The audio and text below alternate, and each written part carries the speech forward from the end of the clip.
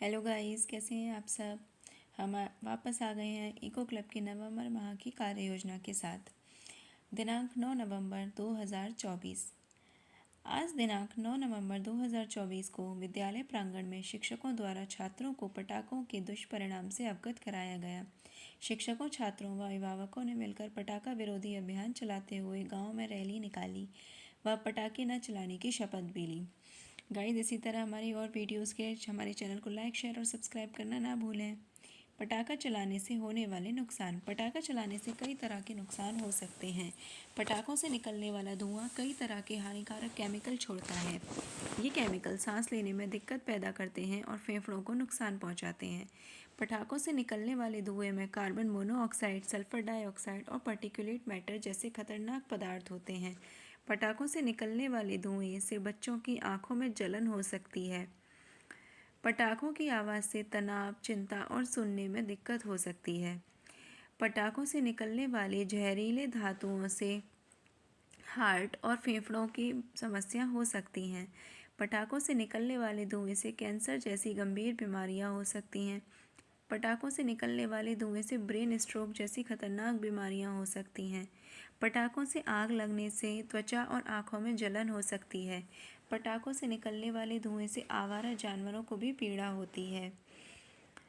से no to crackers. दिनांक 14 नवंबर 2024। आज का हमारा टॉपिक है बाल दिवस।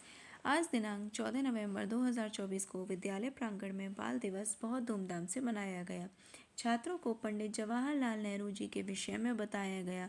बच्चों को बताया गया कि पंडित नेहरू को बच्चों से बहुत अधिक प्यार था।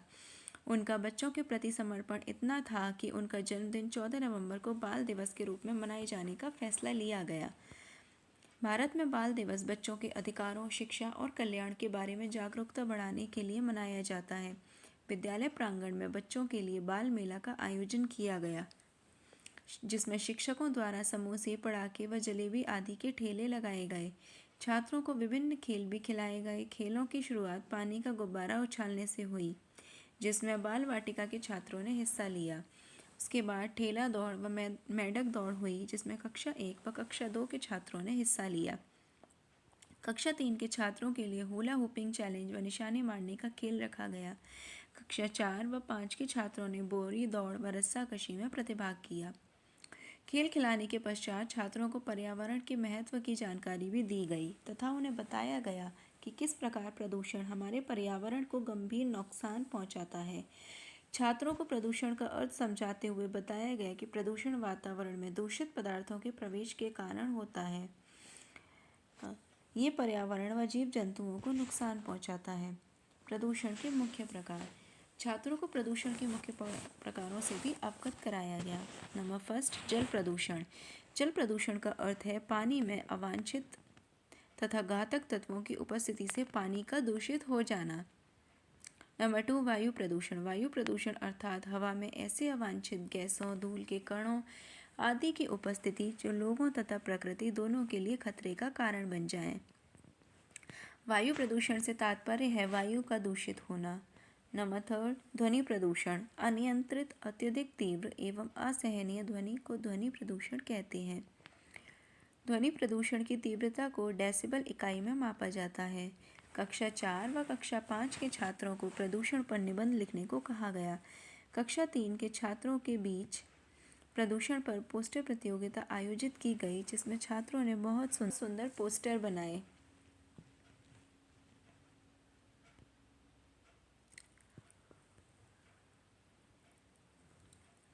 दिनांक 23 नवंबर 2024। आज का हमारा टॉपिक है लाउड स्पीकर व गैर जरूरी हॉर्न का प्रयोग। आज दिनांक 23 नवंबर 2024 को विद्यालय प्रांगण में लाउड स्पीकर व गैर जरूरी हॉर्न से होने वाले दुष्परिणामों से अवगत कराया गया। छात्रों को बताया गया कि लाउड स्पीकर और सार्वजनिक संबोधन प्रणालियां भारत में ध्वनि प्रदूषण का एक आम स्रोत हैं और इनका उपयोग अधिकारियों से लिखित अनुमति प्राप्त करने के बाद ही किया जाता है। कानून के तहत लाउड स्पीकर, सार्वजनिक संबोधन प्रणाली आदि का उपयोग रात 10 बजे से सुबह 6 बजे के बीच बंद परिसर के दौरान नहीं किया जाएगा। यदि आपको लाउड स्पीकर या किसी अन्य ध्वनि उत्पन्न करने वाले यंत्र के कारण परेशानी हो रही है, तो आप ध्वनि प्रदूषण को रोकने के लिए शिकायत दर्ज करा सकते हैं। छात्रों को लाउड स्पीकरों के नुकसानों से भी अवगत कराया गया। नंबर 1, तेज़ आवाज़ से तनाव और चिंता हो सकती है तथा हृदय गति और रक्तचाप बढ़ सकता है। लाउड स्पीकर उन लोगों के लिए बाधा उत्पन्न कर सकते हैं जो काम या पढ़ाई करने का प्रयास कर रहे हों। लाउड स्पीकरों से निकलने वाली तेज़ आवाज़ के लंबे समय तक संपर्क में रहने से सुनने की क्षमता कम हो जाती है। लाउड स्पीकर नींद के पैटर्न को बाधित कर सकते हैं। यदि त्योहारों या धार्मिक आयोजनों के दौरान लाउड स्पीकरों का उचित प्रबंधन न किया जाए तो समुदायों के बीच विवाद पैदा हो सकता है।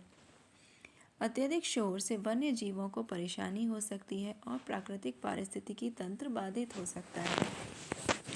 आइए अब हम जानते हैं गैर जरूरी हॉर्न के बारे में। छात्रों ने गांव में जाकर लोगों को बेवजह हॉर्न न बजाने की अपील की। छात्रों ने ग्रामीणों को गैर जरूरी हॉर्न से होने वाले ध्वनि प्रदूषण के साइड इफ़ेक्ट्स भी बताए और गाड़ियों पर डू नॉट हॉर्न के स्टिकर भी लगाए। स्टूडेंट्स ने वाहन चालकों को बताया कि हॉर्न इमरजेंसी के लिए बना है, लेकिन इसका इस्तेमाल सिर दर्द, stress, high blood pressure, depression, memory loss, hearing loss और गुस्से की वजह भी बन सकता है। स्कूल की इस एक्टिविटी में कक्षा 4 व 5 के छात्रों ने हिस्सा लिया। इको क्लब की हरित शिक्षक ने यात्रियों व ग्रामवासियों से बिना वजह हॉर्न न बजाने का वादा भी लिया। दिनांक 30 नवंबर 2024। गाइस, आज का हमारा टॉपिक है ऑर्गेनिक व प्राकृतिक खेती। आज दिनांक 30 नवंबर 2024 को इको मिशन फॉर लाइफ की नवंबर गतिविधि के अंतर्गत छात्रों को ऑर्गेनिक खेती के विषय में बताया गया। छात्रों को बताया गया कि ऑर्गेनिक फार्मिंग यानी जैविक खेती कृषि की वह पद्धति है जिसमें रासायनिक उर्वरकों और कीटनाशकों का कम से कम इस्तेमाल किया जाता है।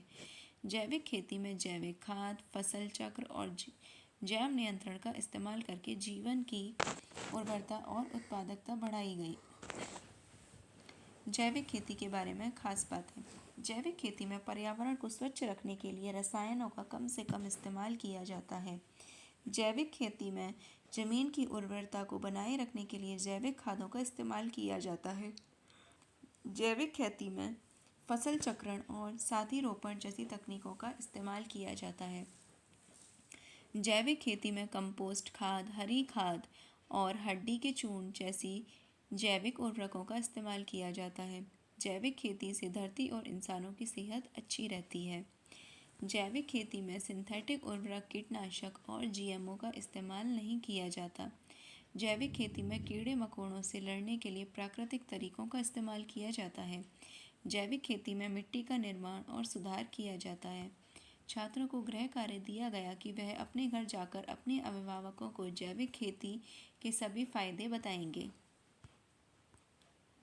थैंक यू गाइस प्लीज़ हमारे चैनल को लाइक, शेयर और सब्सक्राइब करना ना भूलें ताकि हम ऐसे ही आपके लिए और काम के वीडियोस लाते रहें।